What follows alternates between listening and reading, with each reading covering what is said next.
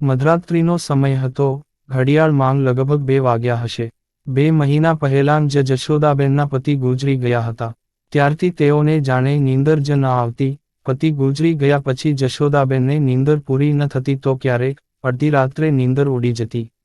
આજે પણ કંઈક એવું જ થયું. થોડા સમય સુધી નીંદર આવી હતી અને ફરી પાછી જશોદાબેનની નીંદર ઉડી ગઈ. પલંગની બાજુમાં રહેલી ઘડિયાળ સામે નજર કરીને જુએ છે તો ઘડિયાળમાં 2 વાગ્યા હતા. રૂમની બારી ખુલ્લી હોવાથી ચંદ્રનો હળવો પ્રકાશ રૂમમાં પથરાઈ રહ્યો હતો. જશોદાબેન પલંગની બીજી બાજુ નજર કરે છે તો તેનો દીકરો ત્યાં સૂતો હતો. દીકરો તેની રૂમમાં વહુની સાથે સૂવાની જગ્યાએ.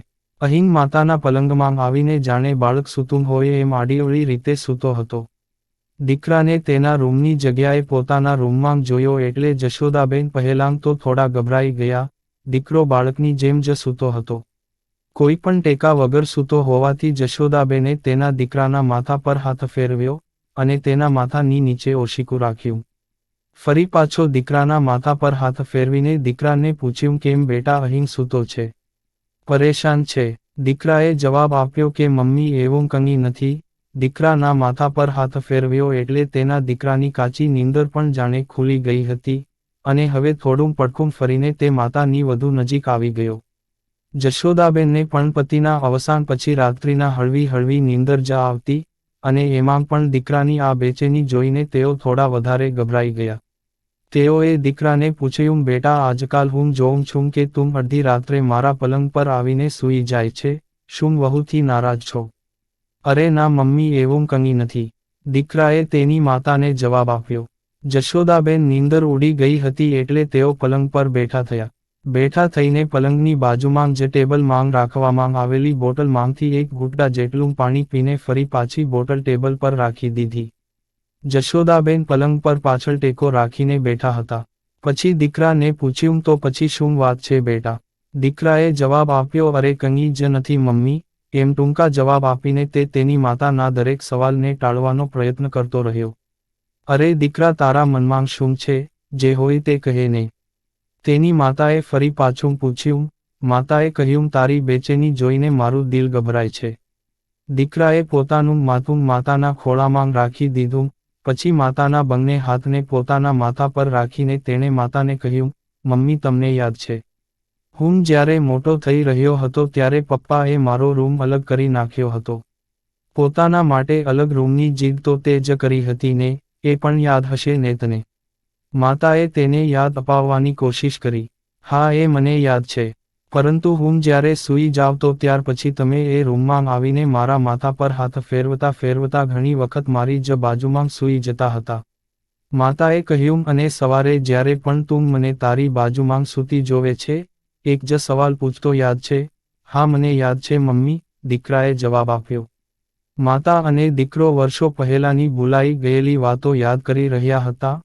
માતાએ તેના દીકરાને કહ્યું, તને યાદ છે તો કહે કે તું મને શું પૂછતો હતો? માતાને એવું જ લાગી રહ્યું હતું કે સવારે પહેલી ઘણી વાતો સાંજ સુધીમાં ભૂલી જનારા દીકરાને વર્ષો પહેલાંની વાત તો કઈ રીતે યાદ હશે, અને એવું જ વિચારીને તે હસી પડી. પરંતુ દીકરાએ કહ્યું, હું તમને એ જ સવાલ પૂછતો કે શું તમે પપ્પાથી નારાજ છો? દીકરાની અદ્ભુત યાદશક્તિની ક્ષમતા જોઈને માતાના ચહેરા ઉપર અચાનક એક અદ્ભુત મુસ્કુરાહટ આવી પડી. તેના દીકરાને પૂછ્યું, હા સાચી વાત. પરંતુ બેટા તને એવું કેમ લાગતું હતું?